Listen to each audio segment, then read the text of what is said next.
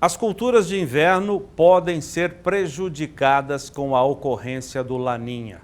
O alerta vem de uma meteorologista da Clima Tempo, você sabe, a empresa fornecedora de conteúdo do clima ao Canal do Boi.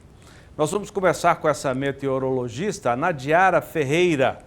Nadiara, muito boa tarde, obrigado pela entrevista. Já há uma confirmação da ocorrência do Laninha este ano? Boa tarde a todos que nos acompanham. Olha, por enquanto as projeções indicam essa grande mudança. Eu até trouxe aqui atrás de mim tem um gráfico, né, que vocês podem acompanhar aí da expectativa, previsão probabilística quanto à ocorrência de fenômenos climáticos El Niño e Laninha.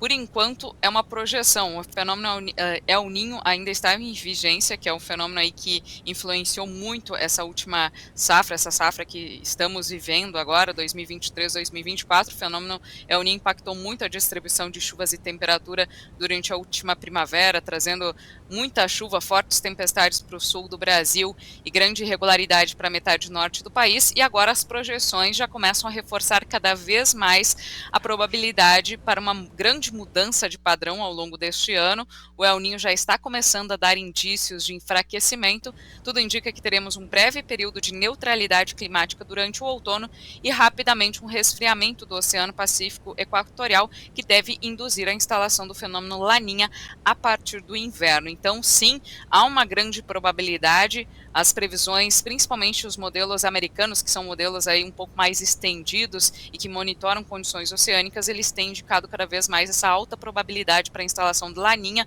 a partir do inverno. E aí sim, ele deve impactar aí tanto a safra de inverno quanto também a próxima safra verão 2024-2025.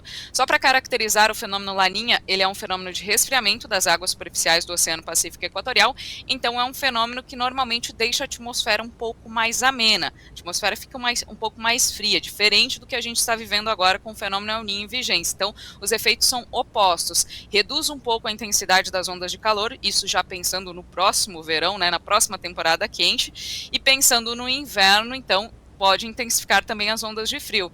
Então, o fenômeno Laninha deve ter seus impactos mais marcados aí durante o segundo semestre. Então, o que a gente pode esperar é uma segunda metade do inverno mais fria, com risco maior para ondas de frio. A gente pode ter aquelas ondas de frio avançando, trazendo aí episódios de geada sobre o centro-sul do Brasil, como a gente viu lá em 2021, né, que a gente teve um período ali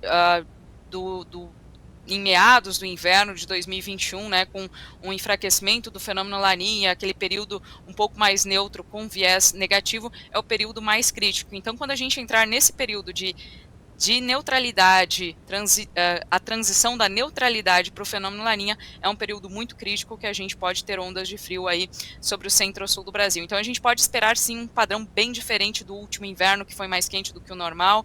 Esse ano a gente pode ter um inverno aí, principalmente o final do inverno, mais frio e também mais seco sobre o centro-sul do Brasil, porque o Laninha tem esses efeitos opostos ao El Niño. Enquanto a gente teve muita chuva aí durante a última primavera no sul do Brasil, agora a gente pode ter um inverno mais seco e depois todo o segundo aí semestre de 2024 também sendo um pouco mais seco do que o normal. E além disso, além do frio um pouco mais forte na segunda metade do inverno, a gente pode ter também frio tardio. Então, pensando em culturas de inverno, o trigo lá no final, né, na fase da florada, pode ser impactado aí por ondas de frio tardias. O trigo seria a cultura mais afetada admitindo essa grande possibilidade, grande probabilidade de Laninha? A gente já começa a olhar sim aí para os efeitos durante o inverno, que é esse risco maior de um final de inverno mais frio. Isso afetaria mais o sul do Brasil e também pode afetar alguns cultivos como cana-de-açúcar, café do centro-sul, se as ondas de frio chegarem de forma um pouco mais continental, e tardiamente, né, a gente pode ter efeitos aí no trigo. Mas as principais culturas que podem ser afetadas, aí a gente já pode pensar aí para o próximo ciclo. Se tivermos um Laninha bem estabelecido e intenso, como algumas projeções já vêm indicando, né, as projeções americanas, além de indicarem uma probabilidade alta para o Laninha se instalar a partir do inverno, elas já começam a indicar também a possibilidade de um Laninha forte. Se a gente esperar um Laninha forte aí para a próxima primavera, tendo impactos clássicos desse fenômeno, já aumenta bastante o risco para estiagem no sul do Brasil, estiagem na Argentina, no Uruguai, Paraguai e uma maior regularidade sobre a metade norte do Brasil.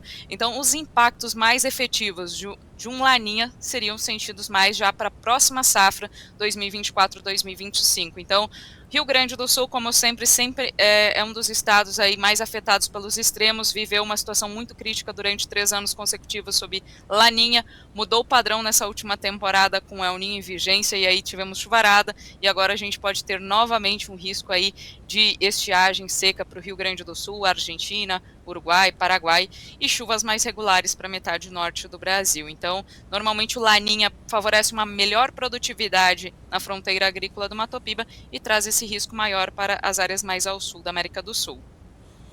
Diara, vamos lembrar que no ano passado, outubro, novembro, nós tivemos, em função provavelmente do El Niño, temperaturas muito elevadas, bem acima da média para regiões e para o período também. Pelas projeções, pela probabilidade, você já disse que nós deveremos ter frios intensos. Haverá um risco maior de geada na produção de safra de inverno?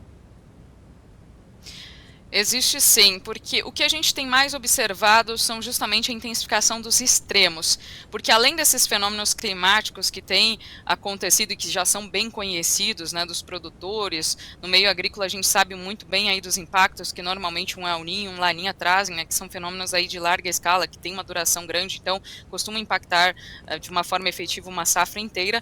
A gente tem também mudanças climáticas de uma forma global, um aquecimento da atmosfera, e isso tem intensificado cada vez mais os extremos, não só os extremos quentes, como a gente tem observado nesta temporada, mas a gente começa a observar mais extremos secos, mais extremos chuvosos e mais também quando a gente tiver temporada aí, agora no caso de um fenômeno Laninha entrando em vigência durante o inverno, a gente tem risco também de extremos frios. Então, o El Niño, a gente já vinha esperando esse potencial aí de fortes ondas de calor nessa temporada, com El Niño em vigência. Agora, com Laninha em vigência, a gente pode esperar sim aí um risco maior no inverno de extremos frios. O Laninha, ele é um fenômeno que normalmente faz com que as ondas de frio e as frentes frias desviem um pouco do sul do Brasil, porque é um fenômeno que favorece menos chuvas, né, na região sul. Então, tanto as frentes frias como as ondas de frio costumam ser mais oceânicas. Mas o grande problema é que quando temos uma onda continental avançando, aí ela avança com forte intensidade. Então, normalmente as ondas de frio elas não são tão frequentes, mas quando avançam, acabam sendo mais intensas e também de forma mais continental, chegando até sudeste e centro-oeste. Então, nesse ano, principalmente se comparado à temporada passada, ao último inverno, existe sim esse ano um risco maior para ondas de frio. Só que, pensando aí no período de transição que o Laninha deve se instalar, se ele se instalar a partir de junho, como as projeções vêm indicando, o risco maior para fortes ondas de frio, aí para geada, seria mais para a segunda metade do inverno. Então, pode ter risco aí para cana-de-açúcar, para café, mas não pegando o milho segunda safra. O milho segunda safra deve fugir desse risco, porque no início, agora, outono, início do inverno, o risco ainda é baixo, porque a gente ainda está nesse momento de El Niño. Vale muito salientar, né, que a gente ainda não saiu do El Niño. Estamos no El Niño em vigência, ele ainda deve ter seus impactos sentidos agora durante o outono, então o outono ainda promete ser mais ameno e a gente deve ter essa transição aí entre outono e início do inverno. Então os efeitos do Laninha, resfriando mais a atmosfera, secando mais no sul, devem ser sentidos aí ao longo do inverno, principalmente segunda metade do inverno.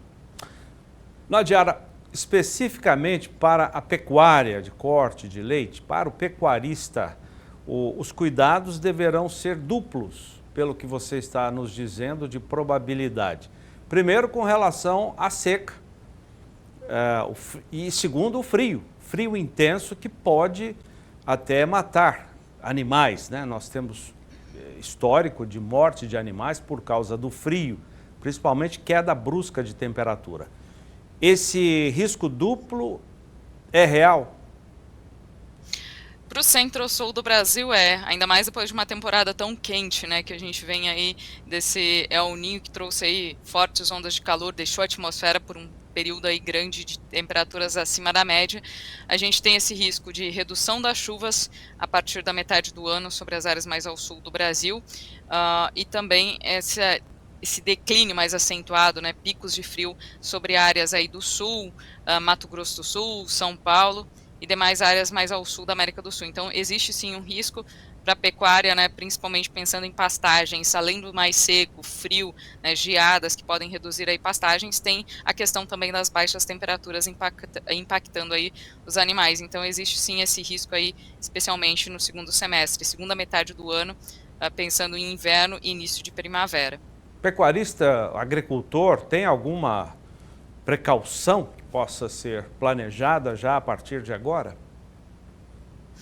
Bom, o importante a partir de agora é monitorar aí as previsões mês a mês, essas atualizações, porque nós estamos aí com essas expectativas, mas vamos passar ainda por esse período de transição, né? Então a gente ainda deve ter um outono, as chuvas reduziram agora no centro-sul do Brasil desde a virada do ano, a gente teve uma mudança de padrão, e por isso que eu acho que muita gente já está se perguntando, estamos com Laninha em vigência, né? A gente teve uma mudança muito significativa no padrão desde a virada do ano, as chuvas retornando para a metade norte, reduzindo no centro-sul, mas isso ainda não tem a ver com mudança de padrão no Oceano Pacífico, que é onde a gente observa esses fenômenos El Niño e Laninha. Agora a gente está com um padrão mais que tem impactado mais a distribuição de chuvas no Brasil, no Oceano Atlântico, né, mais aquecido sobre a costa do Nordeste, então tem favorecido a intensificação do sistema sobre as áreas mais ao norte do Brasil. Mas durante o outono, a gente ainda deve sentir efeitos aí do El Niño, então vai voltar a chover um pouco mais nas áreas mais ao sul do Brasil, então ainda vamos ter umidade aí